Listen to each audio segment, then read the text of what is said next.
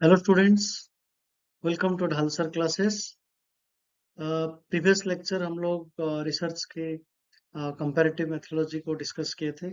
So today we'll discuss a new topic that is very much important for research, that is hypothesis. Hypothesis या तो उपकल्पना, परिकल्पना या पूर्व कल्पना, जैसे आपको उसकी मीनिंग समझना जरूरी है. Why hypothesis is an important aspect of research? Because it gives a direction to your work. हमारी शोध को, हमारी अनुसंधान कार्य को एक दिशा निर्देश करती है, कैसा काम है, क्या काम करोगे.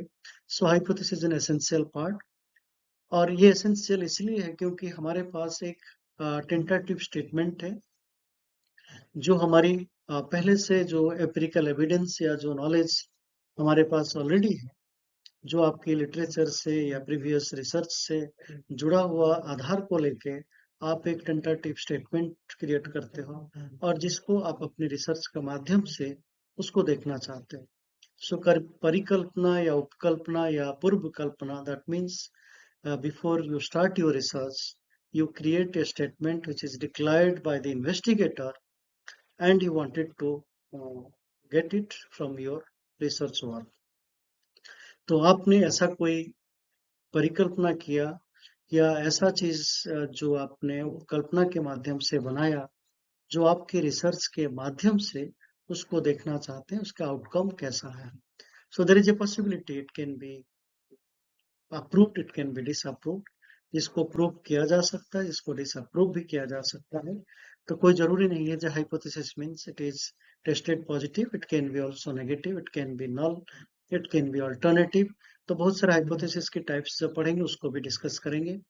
बट बेसिकली हाइपोथेसिस की जो इम्पोर्टेंस है, it is about the investigators idea to work towards the relationship of your work with respect to your objectives. तो ये जो स्टेटमेंट है, उस स्टेटमेंट से जुड़ा हुआ हाइपोथेसिस से लेके आपकी ऑब्जेक्टिव्स भी बनती हैं. तो अगर आपके पास उपकल्पना या परिकल्पना नहीं है तो we are not able to create the objectives of your research. तो रिसर्च के ऑब्जेक्टिव्स के आपके हाइपोथेसिस के साथ डिपेंड करता है. Then also that how you guess, मतलब जो आपने अनुमान लगाया है और इस अनुमान के साथ जुड़ा हुआ पहले की जो रिसर्च हुआ है, शोध कार्य हुआ है, और डिफरेंट इन्वेस्टिगेटर जो एविडेंस आपको दिया है, so you want to verify it from your own perspective. तो ऑलरेडी एग्जिस्ट. जैसे फॉर एग्जांपल पहले की अगर एक स्टेटमेंट है that it can be an hypothesis like the crime rate is high among the below poverty line population. अगर गरीबी की सीमा रेखा के नीचे जो लोग हैं उनके साथ क्राइम की रेट हाई है. Suppose this is a statement, this is an hypothesis and we want to prove it. तो हम लोग अपनी शोध में इसको देखना चाहते हैं क्या जो गरीब की सीमा रेखा के नीचे उनके साथ क्राइम रेट हाई है compare to below poverty line से जो नहीं है या अबव पॉवर्टी लाइन जो लोग हैं. So that means it is giving a direction that you want to verify the relationship between the economic conditions and the rate of crime. So ये दोनों के बीच की रिलेशनशिप अगर प्रूफ हो जाता है then the hypothesis is justified और verified. अगर प्रूफ नहीं होता है, इसके रिलेशनशिप में कोई गरीबी और क्राइम के साथ कोई रिलेशनशिप एस्टैब्लिश नहीं होता है, then it becomes the null hypothesis. So that means when you formulate a hypothesis as a researcher or an investigator, then that how you are ready to predict the relationship between different variables. जो variables हैं आपके research में, उस variables के साथ जो research की जो आउटपुट आप देखना चाहते हो, जो प्रेडिक्ट करना चाहते हो, उस हाइपोथेसिस में वो रिफ्लेक्ट होती है. So that means hypothesis tells the researcher what to do, why to do in the context of the research problem. जो शोध से जुड़ा हुआ प्रॉब्लम्स को जानने के लिए क्यों करना चाहते हो, क्या करना चाहते हो, ये आपको हाइपोथेसिस गाइड करता है. That means the researcher is guided by the hypothesis, what to do, why to do in the context of the problem. तो ये हाइपोथेसिस की सोर्स स्रोत कहाँ है, कहाँ से जनरेट होता है? So usually it comes when you read many researches, जो पहले से रिसर्च हो चुका है, जो लिटरेचर एग्जिस्ट है, उसको पढ़ने के बाद आपकी ये जनरेट होती है. So academically it is very much creative, though it is speculative, but it has a relationship with the imaginative knowledge, deep insight, analytical mind of literature and theoretical understanding.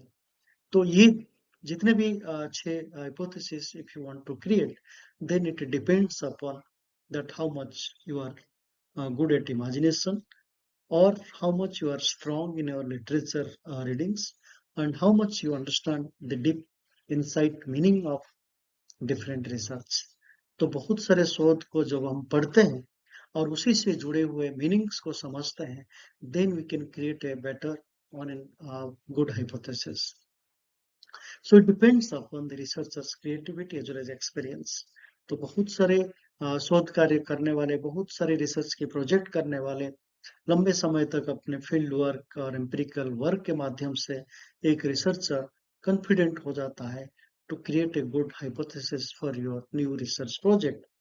And also it depends upon the knowledge, the background knowledge, जिसको आप कहते हो stock of knowledge.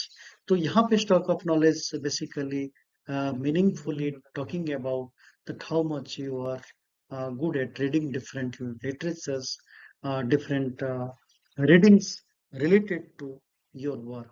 तो आपकी जो शोध कार्य है उससे जुड़े हुए पहले से जो रिसर्च है या शोध है, उसको अगर आपने ठीक से समझा और उसी चीज को लेके आप एक बेहतर हाइपोथेसिस को क्रिएट कर सकते हैं. और एक सोर्स हो सकता है जबकि इंटेलेक्ट, जिसको आप कहते हैं वर्साटिलिटी ऑफ इंटेलेक्ट, मीन्स आप कितना डिफरेंट तरीके से सोच सकते हो, आपकी मानसिक मतलब दिमाग कितना तेज है डिफरेंट चीजों को समझने के लिए. Analogies means how much you are looking at different meanings, different context of your research, and also the knowledge you have created in your mind, which is authentic, means you have read different primary source literatures, जो आपको लगे कि इस ज्ञान के आधार पर आपके पास कुछ ऑथेंटिक चीजें हैं, जो डाटा है, उस बेसिस पे भी आप अच्छे hypothesis को construct करते हो. So that means if you want to create a good hypothesis, you must have good resource in terms of literature knowledge, in terms of the imagination, in terms of your own creativity, in terms of your own experience.